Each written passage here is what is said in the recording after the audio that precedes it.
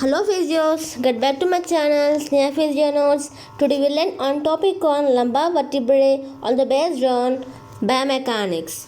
Come to the point on biomechanics. First we need to know definition of biomechanics as it is a study of structure, function and motion of mechanical aspects of biological system as it is considered to the human body. If we go enter into the details, we will learn on lumbar vertebrae has there are 5 lumbar vertebrae from L1 to L5. The first 4 lumbar vertebrae are similar in structure. It means the fifth L5 vertebra is transitional. If we talk about the intervertebral disc between the lumbar vertebrae, there are some materials and there are collagen fibers. It consists of annulus fibrosus which are arranged in a sheets. It is called as lamella, and lamella are arranged in a concentric circles of fashion around the nuclear purposes, and the shape is concave posteriorly. If we talk about the structure, typical lumbar vertebrae which is from L1 to L4 and fifth lumbar vertebrae which is transitional structure L5. If we talk about the typical lumbar vertebrae, the body it is a massive size, and the pedicles which are short and thick, and the lamina are short and broad. The transverse process is long, slender, extended horizontally, and the spinous process which is a broad, thick, extended horizontally. And maxillary process, it is small bumps which are located posterior to the superior articular facet, and accessory process which is a small irregular, and your foramen it is a form of triangular shape. We talk about transitional lumbar vertebrae which is fifth lumbar vertebrae L5. The body it is in wedge shape. Your transverse process is large, superior and posterior ligament.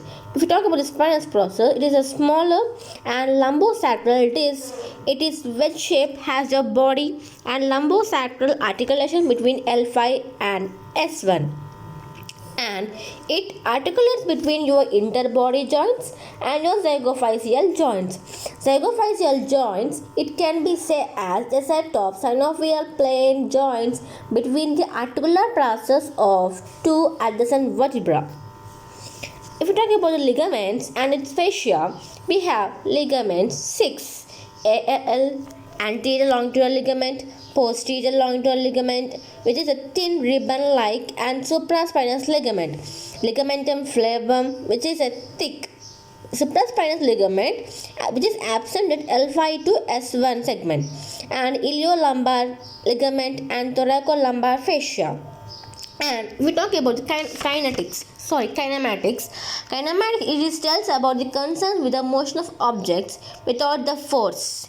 It means it has some motions like flexion, extension, lateral flexion, and rotations.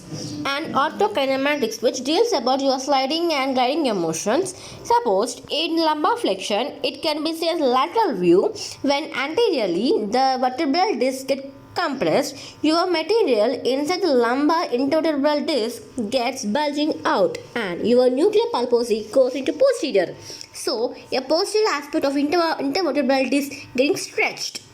And if we talk about the lumbar extension in a diagrammatic point of lateral view, any stretching and any compression in posterior side, then your anterior side getting stretched and your nuclear pulposi comes into anterior side.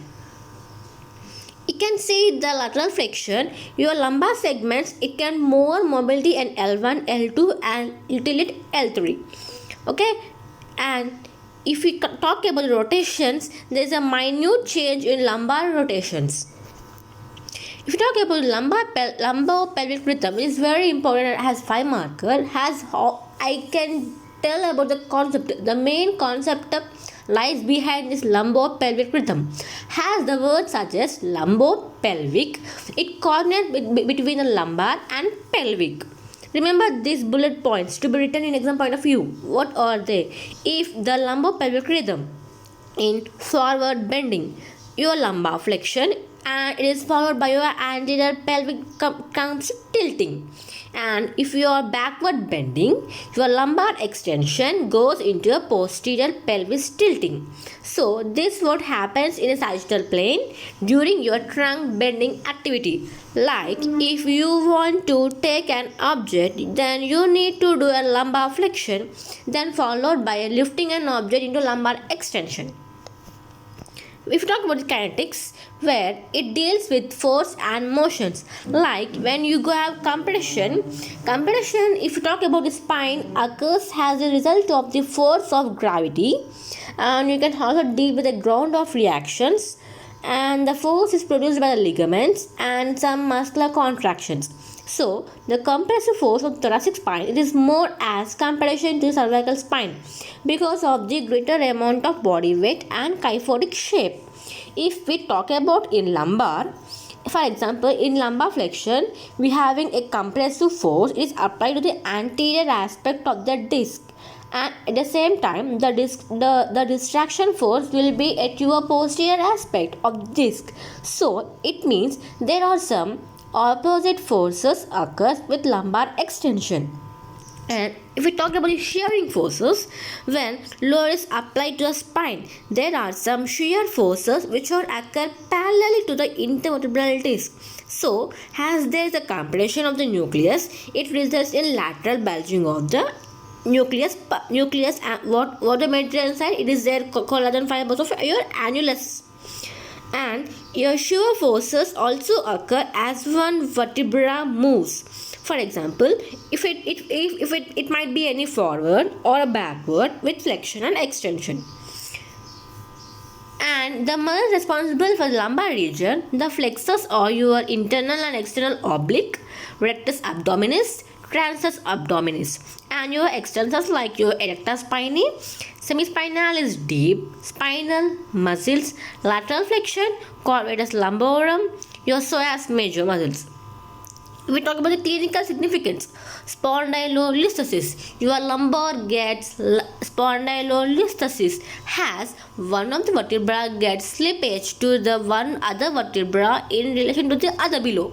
Like if you talk about the spondylolysis, it is a fracture in the pars articularis. It is a overuse injury. And you can see here the pars intercalaris and your spondylolysis. It talks about the fracture of the pars interarticularis. You can see here red dotted line. And spondylolisthesis, it is the slippage of one vertebra over the other. Thanks for watching Sneha Physio Notes SPN.